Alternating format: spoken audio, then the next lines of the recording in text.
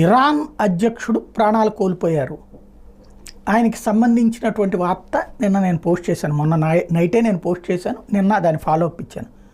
నాకు గతంలో ఎన్నో వార్తలు చేసాం, ఎన్నో ఇష్యూస్ చూసాం, కానీ ఇది ఒక విచిత్రమైనటువంటి పరిస్థితి అనిపించింది. ఇవాళ పత్రికలన్నీ కూడా అతని మీద వచ్చిన వివాదాలు ఇవన్నీ కూడా రాసినాయి కదా. నేను అది మొన్నట్టే చెప్పేశాను. ఎందుకంటే రెగ్యులర్గా ఇంటర్నేషనల్ న్యూస్ ఫాలో అవుతూ ఉంటాం కాబట్టి. అయితే దాని మీదన ఒక టీం పనిగట్టుకుని ఫోన్లు చేసి బెదిరించేటటువంటి చర్యలకు పాల్పడ్డా నాకు అర్థం కాలేదు.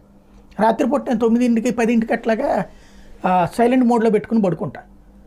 వరుసనే మిస్డ్ కాల్స్ ఉన్నాయి. తర్వాత పొద్దున్నే 4ంటికి లేచిన తర్వాత ఒక కాల్ వచ్చేసింది 4:30, 5ంటికల్లా. ఏంటబ్బా అంటే, మా దేవుడు రైసీని గురించి అట్లా మాట్లాడతావు నువ్వు అంటే, అదేందయ్యా మీకు దేవుడు ఎట్లా దేవుడు అయ్యాడు?